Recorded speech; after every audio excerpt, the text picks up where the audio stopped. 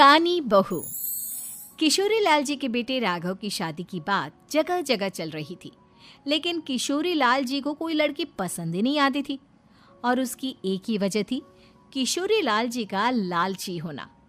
उनको लड़की वालों से मोटा दहेज चाहिए था और इसी चक्कर में एक दिन वो एक बहुत पैसे वाले के घर अपने बेटे का रिश्ता लेकर पहुंचे। उस आदमी का नाम था ओम प्रकाश। देखिए किशोरी लाल जी, मेरी एक ही बेटी है और मेरी सारी संपत्ति जायदाद सब कुछ मेरी बेटी नैना का ही है। पापा, नाम से लगता है बहुत खूबसूरत होगी। कितना अच्छा नाम है ना, नैना। ओ, वैसे बात तो सही है आपकी। अब इतना पैसा है, जमीन जायदाद है, इकलौती बेटी, आप भी क्या करेंगे? सब कुछ उसे ही देंगे ना। बिल्कुल ठीक पहचाना आपने। बस बेटी की शादी और सारी जायदाद उसके नाम। पापा, बिना देखे हाँ कर दीजिए ना। इतना अच्छा रिश्ता फिर कहाँ मिलेगा? माला माल हो जाएंगे हम। मैं अपनी बेटी को बुलाता हूँ।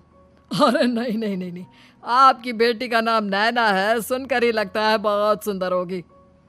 रहने दीजिए अंकल, मैं तो आपकी बेटी के नाम से ही इतना खुश हो गया हूँ कि उसे बिना देखे शादी करने को तैयार हूँ। अब तो मैं उसका चेहरा सीधे शादी के बाद ही देखूंगा।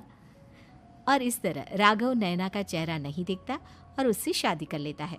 शादी के बाद अपनी सुहाग रात पर जब राघव नैना का घूंघट उठाकर देखता है तो नैना की आंखें बंद थी। कितने खूबसूरत हो तुम नैना, जरा अपनी आंखें खोलकर मेरी तरफ देखो तो सही। नहीं, मुझे शर्म आती है। अरे, मैंने तुम्हें शादी से पहले भी नहीं देखा, और अब अगर तुम आंखें खोलकर मुझे देखोगी भी नहीं तो मुझे अच्छा कैसे लगेगा?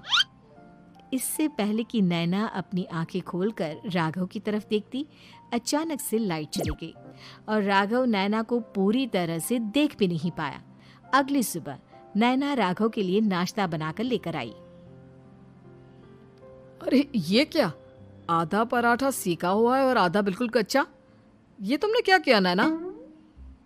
बहू, तुमने क्या आधा पराठा तवे से नीचे लटका कर रखा था, जो आधा सिका है और आधा कच्चा?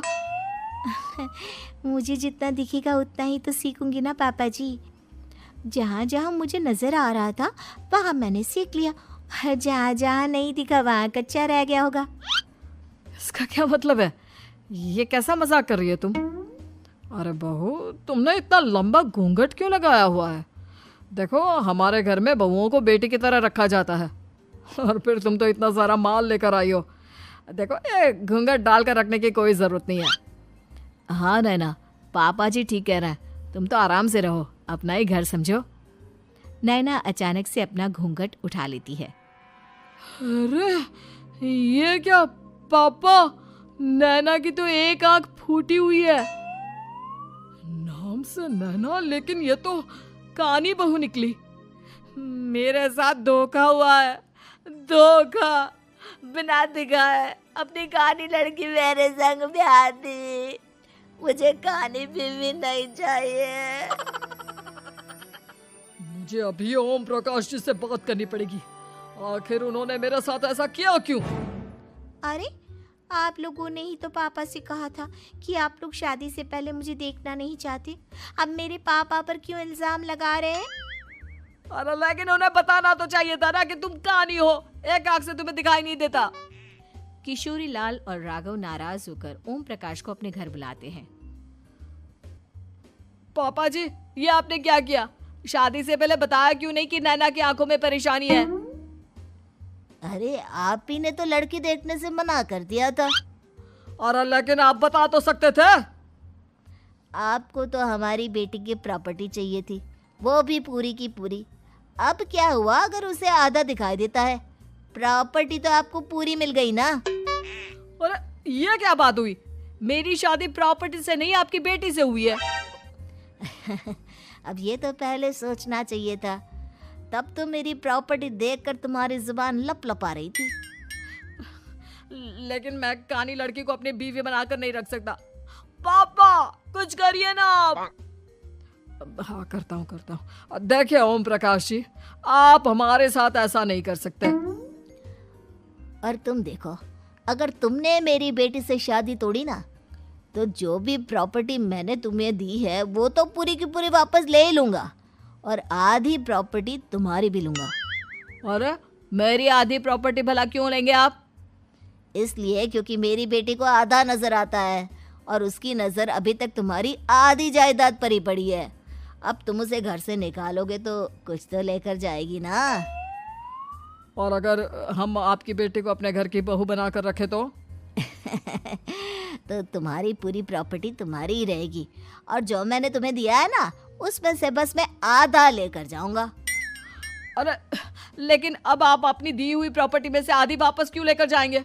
अगर मैं आपकी बेटी को अपनी पत्नी बनाकर रखने को तैयार हूं तो? इसलिए ताकि भविष्य में अगर तुम मेरी बेटी को धोखा दो तो उसके पास कुछ तो रहे जो पति का हो। वैसे मेरे पास तो बहुत कुछ है, लेकिन अपने पति की कोई निशानी तो उसके पास होनी चाहिए ना।